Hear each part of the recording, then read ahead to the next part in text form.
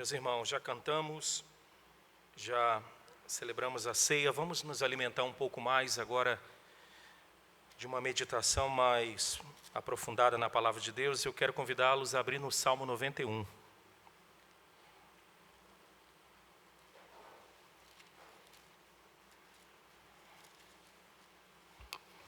Salmo de número 91.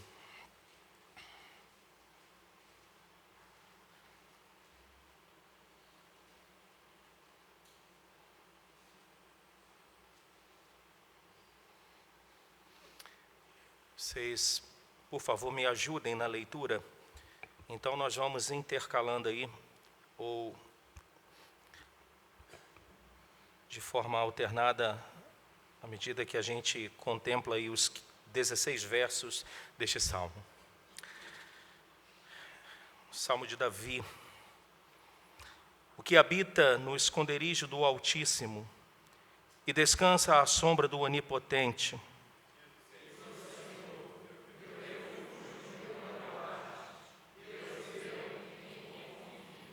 pois ele te livrará do laço do passarinheiro e da peste perniciosa.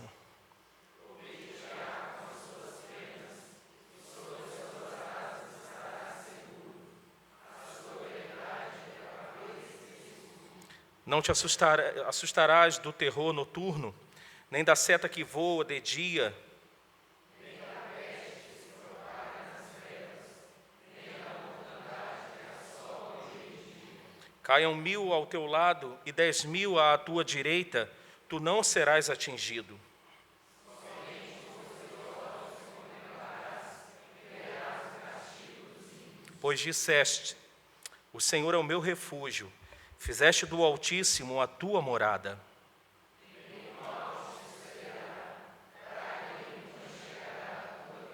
Porque aos seus anjos dará ordens a teu respeito, para que te guarde em todos os teus caminhos.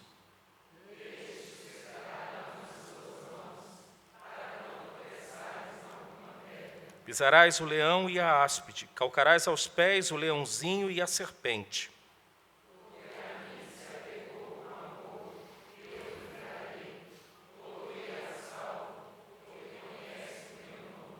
Ele me invocará, e eu lhe responderei. Na sua angústia eu estarei com ele, livrá-lo-ei e o glorificarei.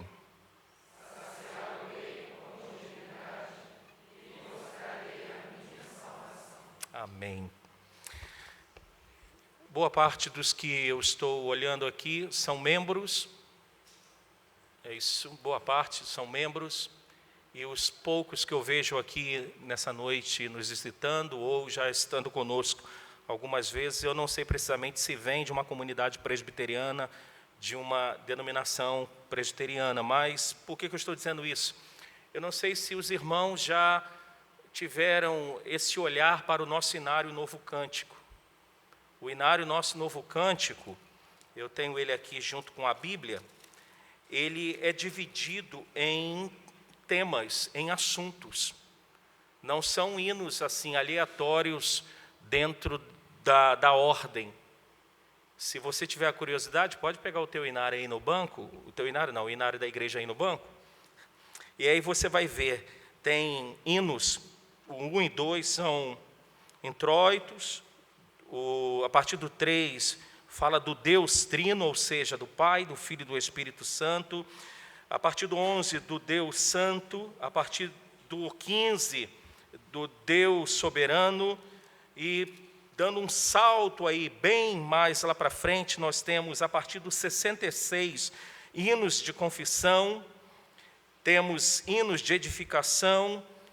Temos, a partir do 87 até o 90, hinos que falam do amor de Deus. Aí, dando um salto mais para frente, eu estou só querendo trazer algo aqui para fazer um gancho, porque eu já colocarei. A partir do 131 até o 135, temos hinos sobre santificação. 184 em diante, temos sobre esperança, e assim vai. E nós temos na Bíblia, dos 66 livros, nós temos um livro que é um livro só de cânticos, e que também, por sua vez, eles são divididos. Inclusive, se você já percebeu, o livro dos Salmos, os 150 Salmos, são divididos em 5 livros. E nós temos, por exemplo, salmos de ações de graças, nós temos salmos também que o salmista confessa seu pecado, se arrepende do seu pecado. Quais são estes salmos? 32 e 51. E este Salmo 91, onde que ele se encaixa? Este Salmo 91, pelo conteúdo todo do Salmo, nós vamos caminhar para o entendimento que ele é um salmo de guerra, ele é um salmo de batalha, ele é um salmo que reflete conflito, ele é um salmo que reflete lutas do povo de Deus. Portanto, então, é um cântico de batalha. Só para que os irmãos vejam, olha só o verso de número 1, ele diz assim: o que habita no esconderijo, verso 2, meu refúgio e baluarte. Verso 4, seguro, a sua verdade é pavês e escudo. Verso 5, não te assustarás do terror noturno, nem da seta que voa de dia, e nem da peste que se propaga nas trevas, nem da mortandade. Verso 7 diz, caiam 1000 ao teu lado e 10.000 à tua direita. Verso 9 diz que o Senhor é o meu refúgio. Verso 11 diz que o Senhor dá ordem aos seus anjos a nosso respeito, a respeito do seu povo, para que eles sejam guardados. Verso de número 15 diz, livrá-lo-ei e o glorificarei. É um salmo, sem dúvida, que fala da batalha que o crente em Cristo Jesus, ele trava contra o diabo. Nós, da Igreja Latina, nós tivemos um grande problema. Eu concordo com um pastor presbiteriano norte-americano chamado Tim Keller, é um pastor da nossa geração, um pastor que está vivo, quando ele diz que boa parte das igrejas latinas pularam do catolicismo para o pentecostalismo. E nesse contexto está o Brasil, e eu concordo quando ele fala isso. Nós saímos do movimento católico apostólico romano e o Brasil experimentou, na sua grande maioria, eu digo dos cristãos, aquilo que a gente chama de movimento pentecostal. Agora que nós estamos experimentando a questão de movimentos oriundos da reforma protestante. E este movimento que eu concordo com Tim Keller, que nós pulamos, este movimento pentecostal, trouxe dentro do aspecto de olhar para um dos nossos inimigos, um dos inimigos da igreja, portanto, um dos nossos inimigos, que é o diabo, trouxe uma visão muito equivocada da nossa parte, que somos uma igreja reformada. Porque nossos irmãos pentecostais, e aí depois os neopentecostais, tudo era o diabo, ou é o diabo.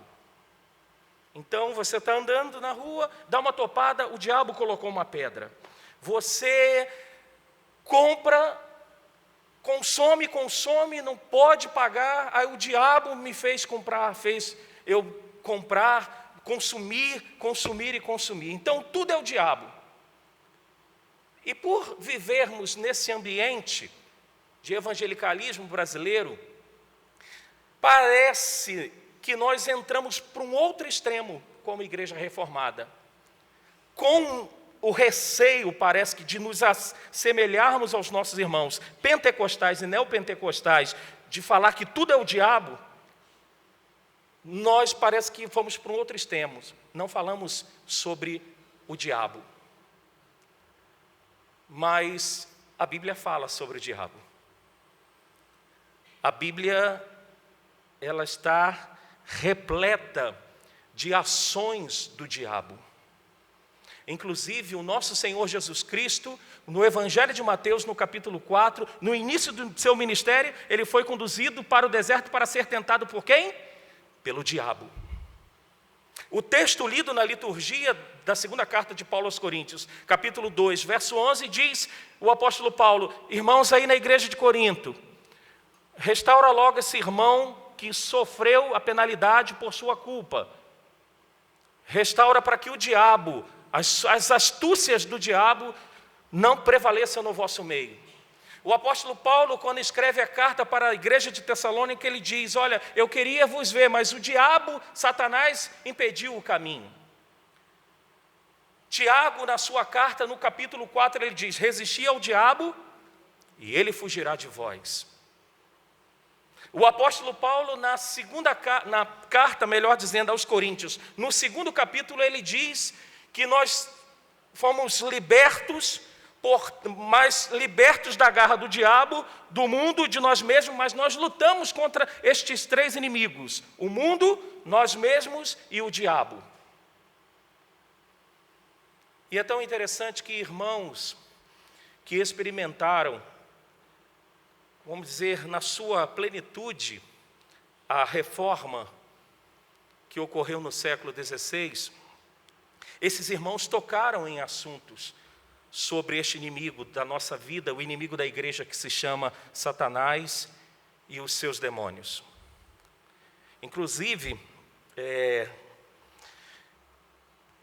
eu recomendo muito aos irmãos. Nós não temos para vender, você tem que buscar na internet para comprar.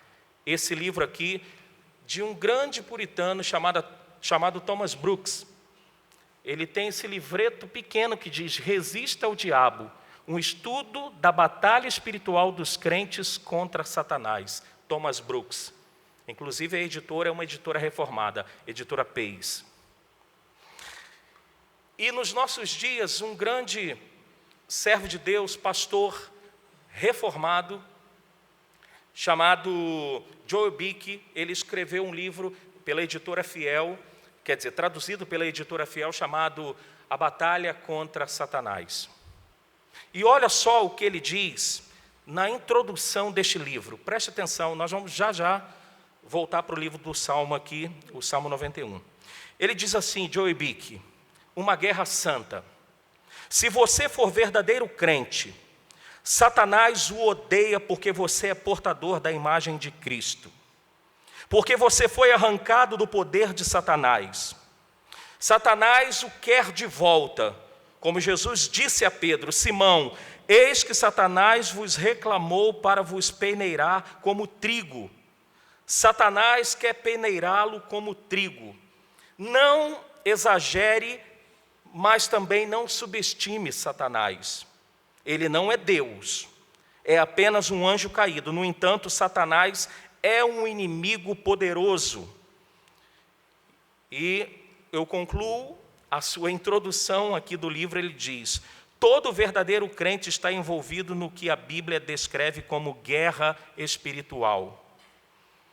Ele diz, John Bunyan a chamava de guerra santa. Essa guerra espiritual ou guerra santa envolve uma perpétua batalha contra 3 inimigos: o diabo, o mundo e a carne. Joel Bick diz: não subestimemos o diabo, não elevemos a um patamar dizendo que tudo é o diabo, mas também não o subestimemos. E o que nós encontramos então neste Salmo 91 é uma batalha que o povo de Deus, que o crente trava. E eu quero só tratar hoje dos 4 primeiros versículos desse Salmo 91. Eu coloquei assim como título, ou como tema para a gente pensar: proteção contra o inimigo. E nesta proteção que Deus concede ao seu povo contra o inimigo, contra Satanás, nós vamos ver nos versos 1 e 2 o caráter de Deus, e nos versos de 3 a 4, ou 3 e 4, nós vamos ver o que Deus faz para com o seu povo. O salmista, ele começa dizendo assim: o que habita no esconderijo do Altíssimo e descansa à sombra do Onipotente, diz ao Senhor, verso 2, meu refúgio e meu baluarte, Deus meu em quem confio. O que o salmista ele começa declarando aqui é algo importante. Importante em que aspecto? Ele diz que o que habita e este verbo aí, esta palavra aí significa permanecer, significa um viver em comunhão com, ou obter forças diárias. Então, quando ele diz aquele que habita no esconderijo do Altíssimo, esse habitar então significa aquele que tem comunhão contínua com Deus, aquele que obtém forças diárias em Deus. Veja então que isso exige uma atitude contínua na presença do Senhor. Ele diz então, o que habita, aquele que está continuamente em Cristo, buscando aquilo que a gente chama dos meios de graça, ele é fortalecido no esconderijo do Altíssimo. E esta palavra aí, esconderijo, significa um lugar salvo do inimigo. Então, a promessa de proteção é para aquele que permanece, para aquele que obtém diariamente a sua força no Deus Altíssimo. Irmãos, muitos irmãos nossos estão desanimados, prostrados na caminhada cristã, porque não atentaram para o que o salmista disse contra essa batalha contra Satanás. Por não buscar diariamente, por não habitar diariamente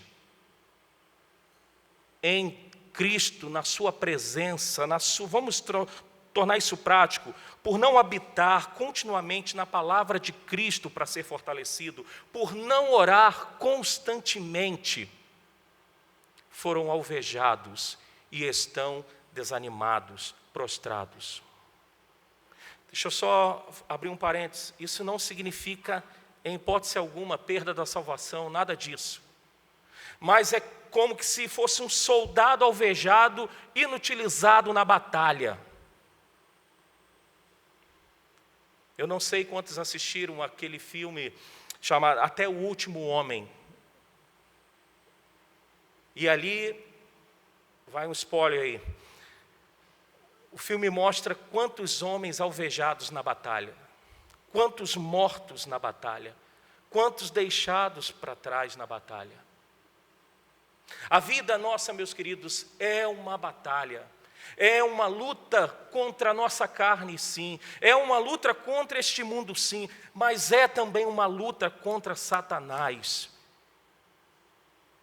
E onde conseguimos os recursos para permanecermos firmes é na presença de Deus, é habitarmos na presença de Deus, que tem este caráter de ser um esconderijo, de ser um lugar que nos põe a salvo contra o inimigo, contra o diabo. O salmista ainda continua, ao falar deste caráter de Deus, ele diz que aquele então que habita no esconderijo do Altíssimo, e descansa à sombra do Onipotente, e esse descansar significa hospedar, transmite a ideia de parada, de alojar-se. Ele diz, então, aquele que para na presença, na sombra do Altíssimo, na sombra do Onipotente, ele diz, e descansa, encontra renovo, encontra forças para essa batalha que nós travamos aqui. O que o salmista ressalta para a gente nestes 4 primeiros versos, ou melhor, nos 2 primeiros aqui, é esse caráter de Deus. Eu destaco aqui algumas qualidades desse caráter, e repito, o esconderijo, a onipotência de Deus. O nosso Deus é todo-poderoso.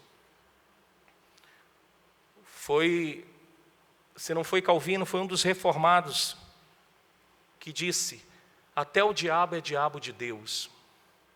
Não existe, só para que a gente entenda e compreenda a batalha espiritual, que é muito maltratada há muitos anos dentro do nosso país, dos livros da língua portuguesa, boa parte dele muito maltratado.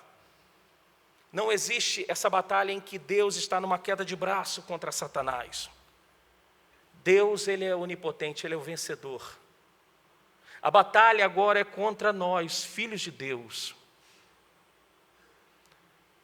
A penúltima quinta-feira, um irmão no estudo bíblico me perguntou aqui: pastor, por que quando fomos justificados pela obra de Cristo, Deus não nos tirou do mundo e já nos colocou no lugar quase que novo céu e nova terra? Uma pergunta difícil de ser respondida. Jesus, em João, diz assim: eu peço que não os tire do mundo, mas que faça o quê? Os livre do mal. A nossa tradução coloca que os livre do mal. Se você pegar outras traduções, como a King James, a NVI, a King James trata assim, que o Senhor o livre, ou melhor, a NVI, o livre do maligno. A NVI traz uma conotação mais clara, dizendo, o livre de Satanás. Nós travamos uma luta diária contra o diabo. O diabo, essa frase que eu colocarei agora é uma frase pronta, mas é uma grande verdade. O diabo, ele não brinca de ser diabo. O diabo, ele não descansa. O diabo, ele é incansável. É como a figura que eu tenho em determinados aspectos da ação do diabo, é como uma lagartixa que perde o rabo. Você já viu? O rabinho fica assim, ó. Tem horas que eu faço uma leitura como se o diabo fosse desta forma. Ele já está morto, vencido, mas ele fica tentando, de alguma forma, inutilizar, alvejar os filhos de Deus. E aqui, nesta batalha espiritual, é o próprio Deus para as nossas vidas, irmãos, a nossa proteção, o nosso fortalecimento. O verso 2 ressalta aí duas qualidades do caráter de Deus, diz que Ele é refúgio e Ele é baluarte. Refúgio é um lugar, como eu disse, de descanso, como também um lugar de defesa. Baluarte é um lugar seguro, é uma fortaleza. Resumindo essa primeira parte, o que o salmista está dizendo é que na luta contra o inimigo, contra Satanás, só encontramos em Deus e em nenhum outro lugar as forças que precisamos para vencer as batalhas contra Satanás e contra os seus demônios. Somente em Deus. Vocês lembram do apóstolo Paulo em Efésios capítulo 6, a partir do verso 10? Quanto ao mais, irmãos, vamos lá? Vamos lá, em Efésios capítulo 6, a partir do verso 10.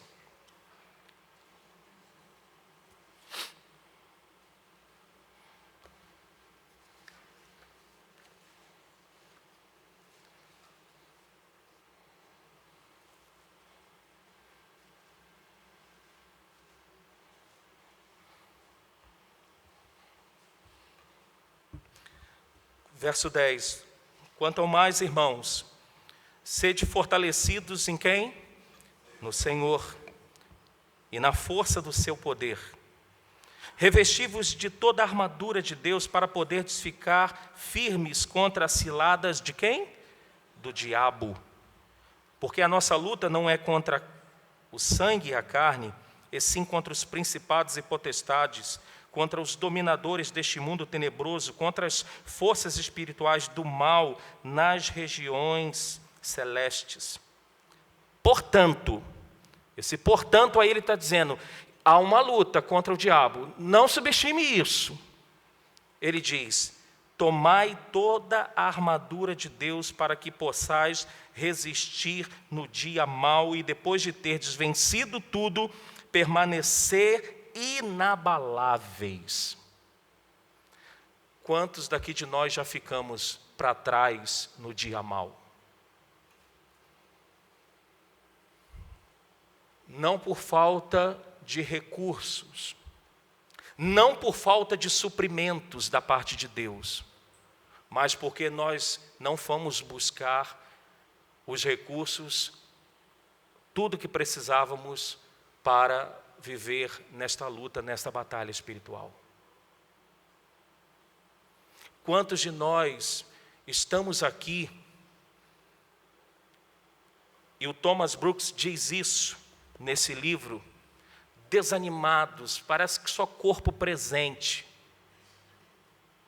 porque Satanás, um dos nossos inimigos, como disse Paulo, de alguma forma, alvejou um filho de Deus. Mas o salmista diz mais, voltemos lá para o Salmo. Ele diz, além de encontrarmos proteção no caráter de Deus, a gente também percebe o que Deus faz por nós como seu povo. E aqui os versos 3 e 4, ele diz que Deus faz pelo menos 3 coisas para o seu povo. Ele diz, pois ele te livrará do laço do passarinheiro e da peste perniciosa. Primeira coisa que ele diz que Deus faz aqui é que Deus livra. Laço do passarinheiro aqui significa que um pássaro entrou na armadilha.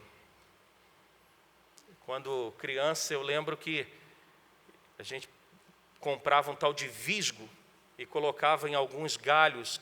Tinha alguns pássaros de biquinho vermelho, tem até hoje, Belo Horizonte tem. E nós passávamos visgo na árvore, em galhos, para que os pássaros ficassem lá presos. Para a gente pegar, simplesmente pegar e depois de alisar o bichinho e soltá-lo novamente. Mas aqui o salmista diz que é um pássaro numa armadilha. E essa armadilha tem uma isca, e essa isca é algo que o pássaro necessita. E o laço é o quê? É algo enganoso, é algo atraente. E quantas vezes nós estamos assim, entrando como que num laço do passarinheiro? Algo que a gente acha que aquilo é necessário para a nossa vida, para a nossa família, e nós entramos em determinadas situações que pode nos levar a ser alvejados. E Deus, como é sempre bondoso e gracioso, o salmista diz que Ele livra desta armadilha.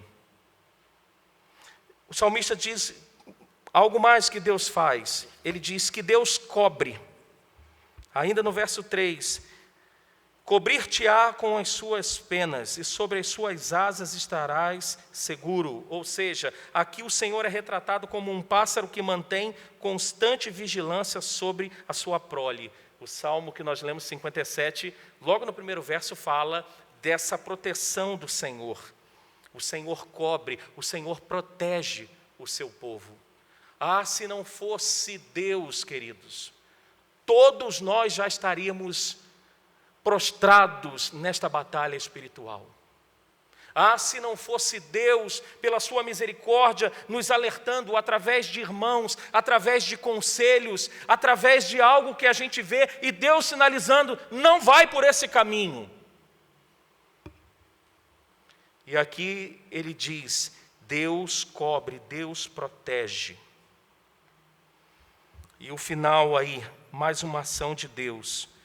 Finalzinho do verso 4, ele diz, e sobre suas asas estarás seguro, e a sua verdade é pavês e escudo. Ou seja, Deus nos protege com a sua verdade. Deus nos protege com a sua palavra. Por isso que o salmista ele fala de formas diferentes, mas o que ele quer trazer como cerne da questão aqui é que o crente precisa estar continuamente em comunhão com Deus para poder estar firme. Ele usa aqui a palavra, a sua verdade é pavês e é escudo. São palavras que nos remetem à proteção de Deus, ao cuidado de Deus. E este cuidado, me permita a repetição, vem pela verdade dEle, pela palavra dEle. E aí eu vou fazer uma pergunta objetiva e retórica. Quanto tempo esta semana você esteve com a palavra de Deus para ler e meditar na palavra de Deus? Eu já disse para vocês, uma das grandes lutas para nós que pregamos é ir para a palavra de Deus como instrumento de trabalho. Então, essa pergunta eu faço para a gente. Quanto tempo você esteve esta semana que passou na presença de Deus, meditando na sua palavra? Eu não vou nem perguntar qual livro que você está na leitura anual, porque eu me preocupo um pouco com essa leitura anual, da gente passar rápido, simplesmente para chegar no final do ano, eu li a Bíblia toda. Mas o que você entendeu? Não, eu li a Bíblia toda. Não. Nem que você more o ano todo numa carta, num livro, num salmo, mas você precisa estar. Deixa eu perguntar aqui de forma objetiva, quanto tempo você tirou esta semana em oração, por dia? Ah, pastor, você está fazendo essa pergunta porque você não trabalha, né? O senhor vive para preparar a mensagem e deveria estar orando. Quanto tempo você tirou essa semana em oração?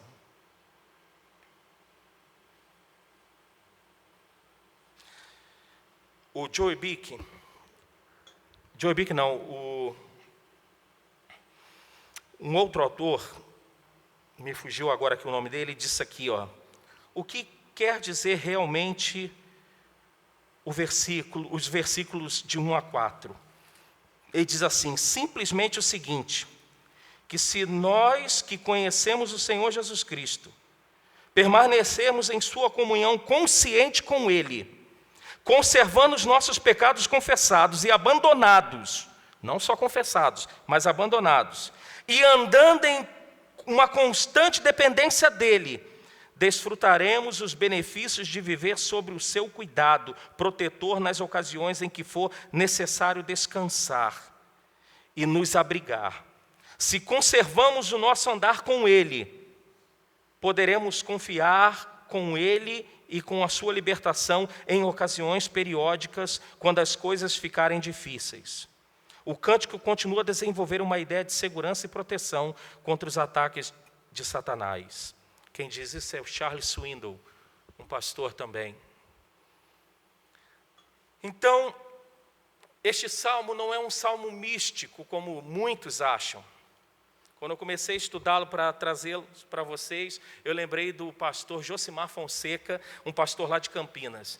Ele uma vez foi visitar uma família que não era cristã, e lá no aparador estava aberto no Salmo 91. E aí ele entrou na casa, disse que é uma casa espetacular em Campinas. O aparador lindo, e uma Bíblia grandona no Salmo 91. Aí ele passou e deu uma olhada assim, Aí o dono da casa falou, salmo poderoso, né, pastor? Aí ele falou, tão poderoso que matou até uma aranha que está ali nele. De tanto tempo que a Bíblia estava ali aberta no Salmo 91, deu aranha, deu teia e a aranha morreu ali. Porque as pessoas acham que este é um salmo místico. Basta abri-lo, basta dizer na hora, no momento da luta, que tudo vai se resolver. Esse é o problema do pentecostalismo que chegou no Brasil. Que não nos faz olhar para esse salmo e ver que o protagonismo está sim na ação de Deus sobre o seu povo, mas na responsabilidade do seu povo buscar os suprimentos nele. Buscar os suprimentos em Deus.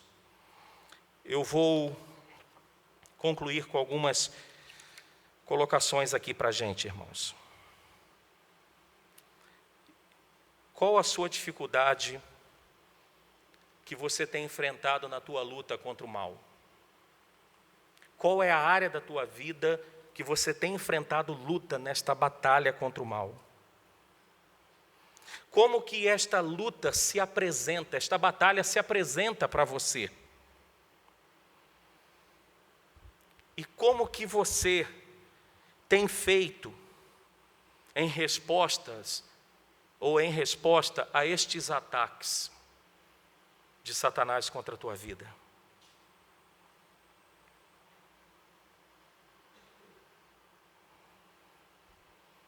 Ou será que nós não temos batalha?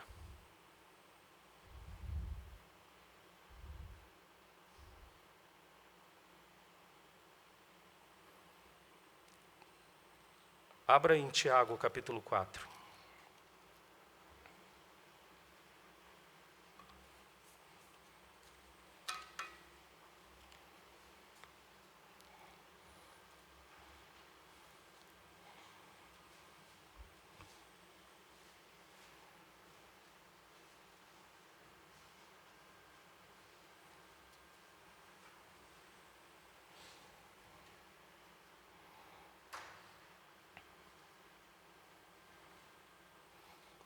Tiago, ele não tem nenhum receio de permutar a luta da carne com o diabo, aliando forças à carne. Verso 1: de onde procedem guerras e contendas que há entre vós? De onde, senão dos prazeres que militam na vossa carne? Cobiçais e nada tendes, matais, invejais e nada podeis obter. Viveis a lutar e a fazer guerras, nada tendes porque não pedis. Pedis e não recebeis, porque pedis mal, para esbanjardes em vossos prazeres. Infiéis, ou adúlteros, a tradução mais fiel. Adúlteros, não compreendeis que a amizade do mundo é inimiga de Deus? Aquele, pois, que quiser ser amigo do mundo, constitui-se inimigo de Deus. Ou supondes que em vão afirma a Escritura: é com ciúmes que por nós anseia o Espírito que Ele fez habitar em nós? Antes, Ele dá maior graça, pelo que diz: Deus resiste aos soberbos, mas dá graça aos humildes. Verso 7, todos juntos, vamos lá? Sujeitai-vos, portanto, a Deus, mas resisti ao diabo, e ele fugirá de vós. Olha aí o que eu estava dizendo no Salmo 91. Olha o que Tiago diz: chegai-vos a Deus, e ele se chegará a vós outros. Purificai as mãos, pecadores, e vós que sois de ânimo dobre, limpai o coração, afligi-vos, lamentai e chorai, converta-se o vosso riso em pranto e a alegria em tristeza, humilhai-vos na presença do Senhor, e Ele vos exaltará. Tiago aqui ele diz dos três inimigos do crente: da carne, do mundo e do diabo. E ele diz: ao diabo resisti ele, que ele fugirá de vós. Mas como resistir ao diabo? Se submetendo a Deus. Qual é a tua luta que você tem enfrentado, meu irmão? Ou você acha que o diabo não quer destruir sua vida? Ou você acha que o diabo não quer destruir sua família? Se você pensa assim, você está completamente enganado. Eu sei que para uma boa parte aqui esse assunto não é legal de se tratar, principalmente domingo à noite.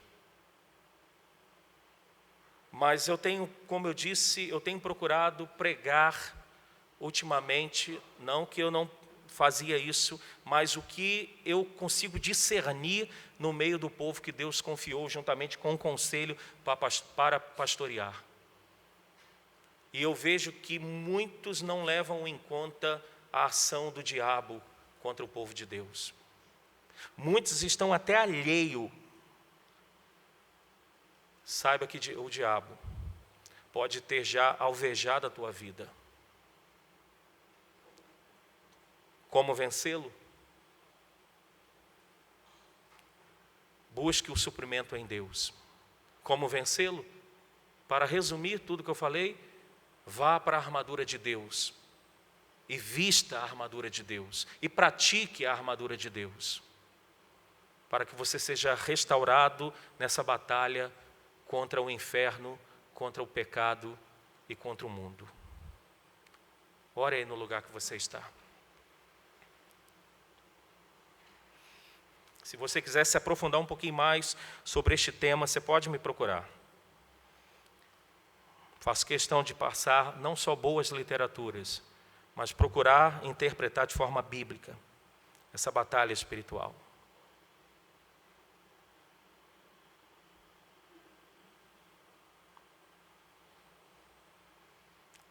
Saiba que por trás de muitas coisas que o mundo tem oferecido, saiba que por trás disso tudo está o diabo.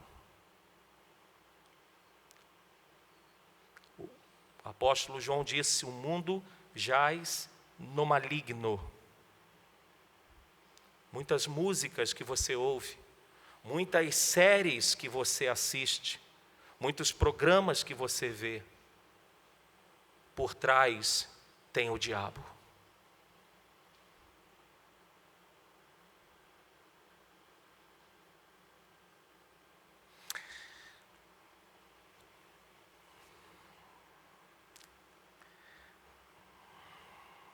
Senhor,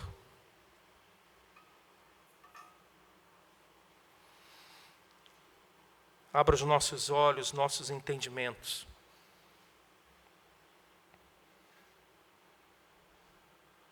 para que todos nós aqui nesta noite, mesmo aqueles que nos visitam, olhando para a Tua palavra, entendam que estão numa luta, numa guerra, que não significa que devemos viver paranoicos, vendo o diabo em tudo quanto é coisa, em tudo quanto é lugar, qualquer lugar. Que tenhamos o equilíbrio, mas que possamos saber e estar conscientes de que lutamos contra Satanás.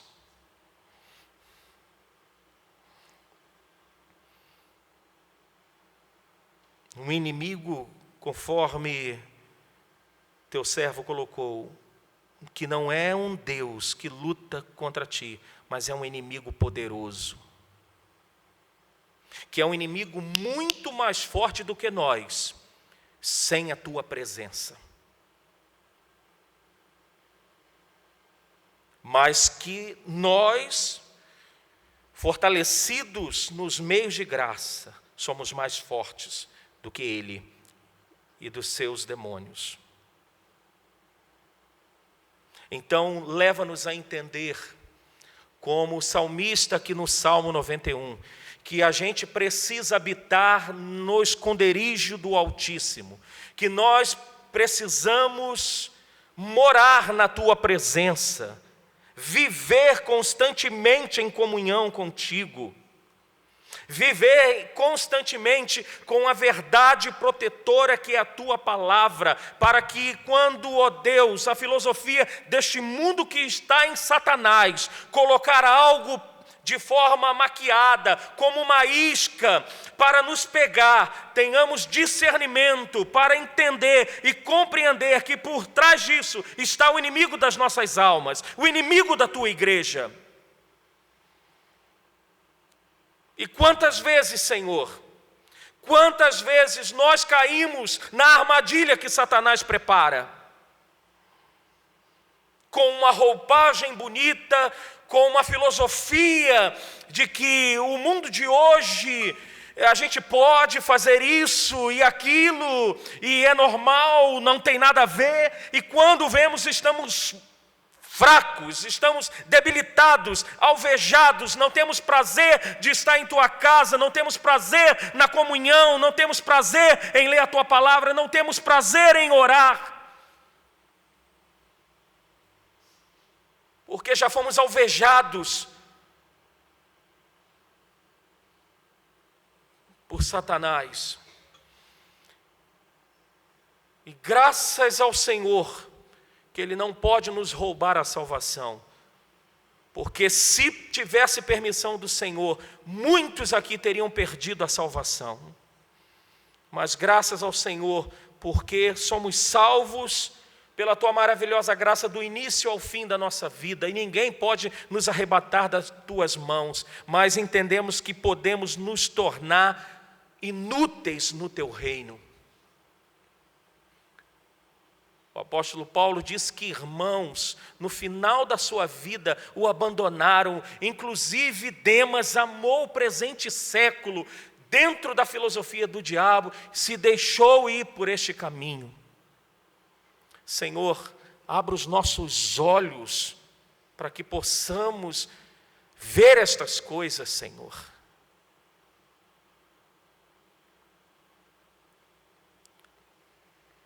Restaura a Tua igreja, o Teu povo, nós, os Teus filhos aqui.